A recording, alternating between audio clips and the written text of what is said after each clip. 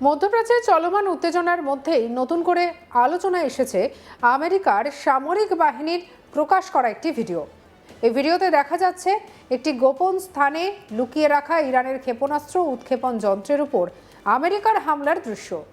ভিডিওটি ইতিমধ্যে সোশ্যাল মিডিয়ায় ব্যাপকভাবে ছড়িয়ে পড়েছে এবং আন্তর্জাতিক মহলে নতুন করে উত্তেজনা তৈরি করেছে।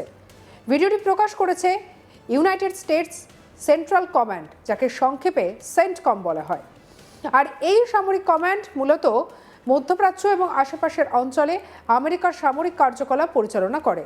সেন্টকম তাদের অফিসিয়াল সোশ্যাল মিডিয়া অ্যাকাউন্ট থেকে এই ভিডিওটি শেয়ার করেছেন। ভিডিও ফুটেজে দেখা যাচ্ছে একটি সেতুর মতো কাঠামোর নিচে খুবই নিচে গোপনে লুকিয়ে রাখা হয়েছে একটি ক্ষেপণাস্ত্র উৎক্ষেপণ যন্ত্র। চারপাশে এমনভাবে সেটিকে আড়াল করে রাখা হয়েছে যাতে আকাশ থেকে সহজে বোঝা না যায়। কিন্তু শেষ পর্যন্ত সেই লুকিয়ে রাখা অবস্থান শনাক্ত করতে সক্ষম হয় আমেরিকার সামরিক বাহিনী। আর এরপর অত্যন্ত নিখুঁত লক্ষ্যভেদী হামলা চালিয়ে ওই উৎক্ষেপণ যন্ত্রটিকে ধ্বংস করা হয়। এক ঝলকে দেখুন সেই ভিডিও।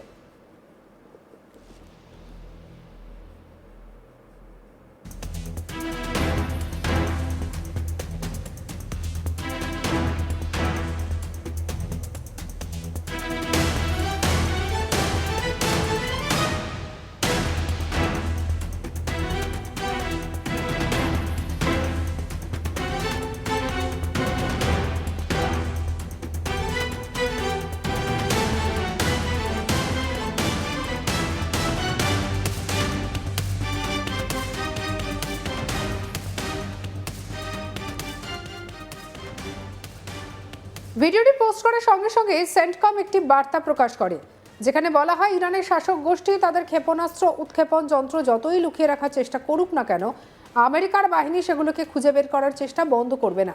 বার্তায় আরও বলা হয়েছে যেখানে এবং যখনই এই ধরনের অস্ত্র শনাক্ত করা হবে তখনই সেগুলিকে ধ্বংস করা হবে। এই ভিডিও প্রকাশ্যে আসার পরে এমন সময় সামনে এসেছে যখন মধ্যপ্রাচ্যে চলমান সংঘাত নিয়ে আন্তর্জাতিক উদ্বেগ ক্রমেই বাড়ছে। ইরানকে ঘিরে যে যুদ্ধ পরিস্থিতি তৈরি হয়েছে তা ইতিমধ্যেই বহু দেশের নিরাপত্তা এবং অর্থনীতিতে প্রভাব ফেলতে শুরু করেছে।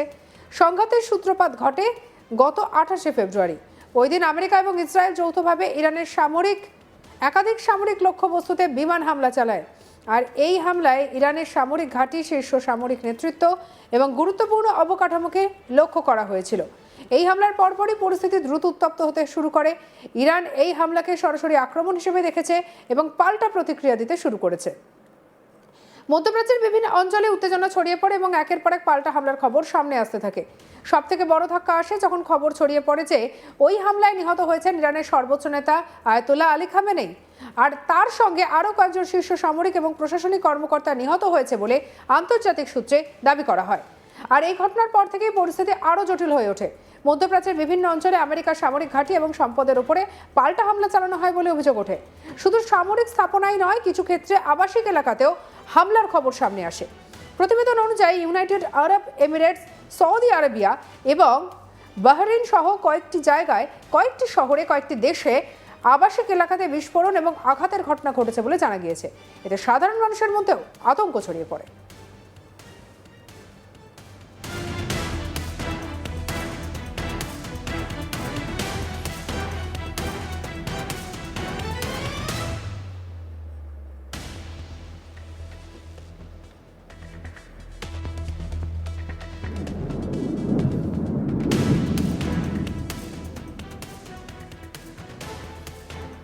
ইরানের সর্বোচ্চ নেতা আলী খামেনেইয়ের মৃত্যুর পর ইরানের রাজনৈতিক ভবিষ্যৎ নিয়েও শুরু হয়েছে নতুন আলোচনা। বিভিন্ন সূত্রে জানা গিয়েছে তার ছেলে মোস্তাবা খামেনেইকে সম্ভাব্য উত্তরসূরি হিসেবে বেছে নেওয়া হয়েছে। যদিও এই বিষয়ে আনুষ্ঠানিকভাবে কতটা সিদ্ধান্ত কার্যকর হয়েছে তা এখনো পর্যন্ত আন্তর্জাতিক পর্যায়ে নানা জল্পনায় রয়েছে। আর এরই মধ্যে যুদ্ধ পরিস্থিতি নিয়ে মন্তব্য করেছেন আমেরিকার প্রেসিডেন্ট ডোনাল্ড ট্রাম্প। সোমবার তিনি বলেন, ইরানের বিরুদ্ধে এই যুদ্ধ খুব বেশি দিন না চলতেও পারে। তবে তিনি একই সঙ্গে সতর্ক করে দিয়েছেন যে পরিস্থিতি আরও জটিল হয়ে ওঠার সম্ভাবনা পুরোপুরি উড়িয়ে দেওয়া যাচ্ছে না। এক সংবাদ মাধ্যমের প্রতিবেদনে বলা হয়েছে, ফ্লোরিডার ডোরাল শহরে নিজের গল্ফ ক্লাব থেকে সাংবাদিকদের সঙ্গে কথা বলার সময় ট্রাম্প এই মন্তব্য করেন। তিনি বলেন, তার ধারণা যুদ্ধ এখনো শেষের দিকে এগোচ্ছে। ট্রাম্পের দাবি, ইরানের সামরিক শক্তি ইতিমধ্যেই ব্যাপক ক্ষতিগ্রস্ত হয়েছে। তার কথায়, ইরান এখন কার্যত কোনো কার্যকর নৌবাহিনী নেই। আর তাদের যোগাযোগ ব্যবস্থাও ব্যাপকভাবে ক্ষতিগ্রস্ত হয়েছে। ট্রাম্প আরও দাবি করেছেন ইরানের বিমান বাহিনী কার্যত ধ্বংস হয়ে গিয়েছে এবং তাদের ক্ষেপণাস্ত্র ব্যবস্থাও ছড়িয়ে ছিটিয়ে পড়েছে। পাশাপাশি তিনি বলেন ইরানের ড্রোনগুলি একের পর এক ধ্বংস করা হচ্ছে এবং ড্রোন তৈরির কারখানাগুলিও লক্ষ্য করে হামলা চালানো হয়েছে। তবে ট্রাম্পের এই বক্তব্যের পাল্টা জবাব দিয়েছে ইরানের আধা সামরিক বাহিনী ইসলামিক রেভলিউশনারি গার্ড কর্পস বা IRGC।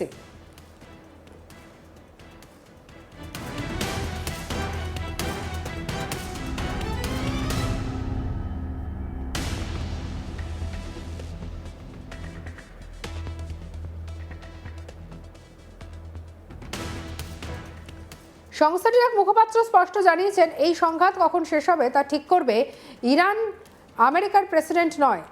ইরানের রাষ্ট্রায়ত্ত সংবাদ মাধ্যম বরাত দিয়ে তিনি বলেন যুদ্ধের সমাপ্তি কবে হবে তা নির্ধারণ করার অধিকার ইরানেরই রয়েছে। আর এদিকে এই যুদ্ধের প্রভাব শুধু সামরিক বা রাজনৈতিক ক্ষেত্রে সীমাবদ্ধ নেই, এর সরাসরি প্রভাব পড়তে শুরু করেছে বিশ্ব অর্থনীতিতেও। বিশেষ করে জ্বালানি বাজারে বড় ধরনের অস্থিরতা দেখা গিয়েছে। মধ্যপ্রাচ্য বিশ্বের অন্যতম প্রধান তেল এবং গ্যাস সরবরাহকারী অঞ্চল।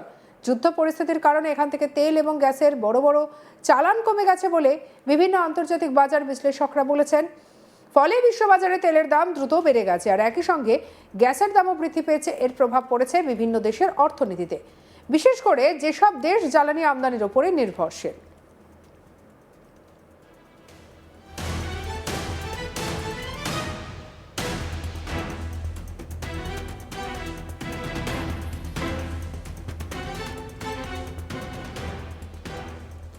বিশেষজ্ঞদের মতে যদি এই সংঘাত দীর্ঘায়িত হয় তবে বিশ্ব অর্থনীতিতে আরও বড় প্রভাব পড়তে পারে।